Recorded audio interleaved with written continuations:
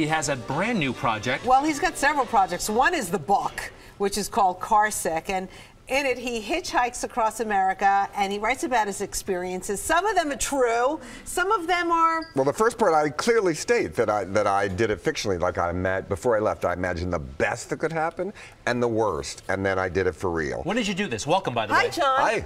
I did it when I was 66, like 2 years ago. The book came out this year. So it took a year to write after I came home. I loved the signs that you used when you were hitchhiking. So, tell us some of the... Well, I found out that I had one that said, "I'm not psycho," and everyone laughed, but nobody picked me up. So, you know, my job is not to warm up people going to work like a comedian. So the more direct signs work better. You went coast to coast? I did, Baltimore to San Francisco, alone. And thumbs up. Just hitchhiking. You know, it was pouring rain some days. I almost slept in the woods one night, and the trucker said, "I'll make you up a bunk." I thought, "I'll get a ride." I started reading the book, and I was like, where does the fiction stop and the nonfiction? Well, it's hard to tell, except maybe like the first story where you meet this guy and he's got a buried treasure in the backyard.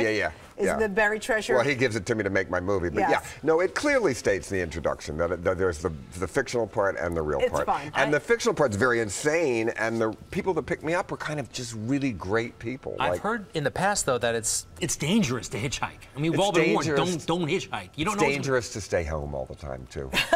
Didn't you see last week a plane hit somebody in their house? I know what you mean. It can happen. If you stay home and don't have any adventures in life, that's scarier to me. I saw you want to say you die of boredom if you stay at home. Yeah, or you don't learn anything about people. You don't learn anything about... Everybody needs an adventure, and my life was too settled. And I thought, well, you know, I'm 66, why not? All people my age did hitchhike when they were young, and all young people want to do it, never have.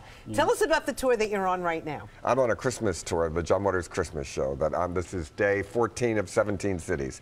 Tomorrow night I'm in New Jersey and Red Hook, and last night we were in New York, sold out. So it's been exciting. It's been exciting. What do you do during your Christmas tour? I really have a spoken word monologue about how to get through Christmas for people that love it, for people that hate it, for people that drives you crazy. I tell you, if you have an abusive family, bring abuse whistles. So you just pass them out to everybody. If people feel like that, blow the whistle. Eventually everybody will start laughing. They won't be mean. Got it. It sounds like a lot of fun. Listen, back to the hitchhiking mill for a moment. What is other than the truck driver who wanted to make you a bunk, the weirdest thing that ever happened, or did you ever feel threatened?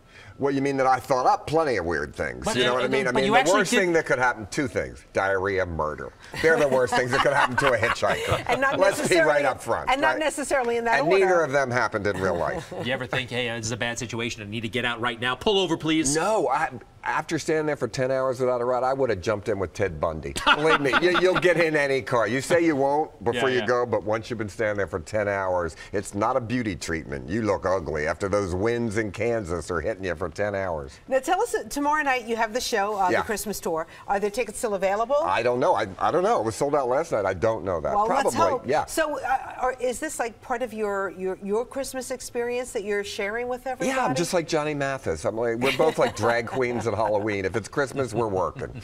17 seasons. Sometimes Johnny Mathis and I play the same theater. I keep trying to talk him into switching audiences.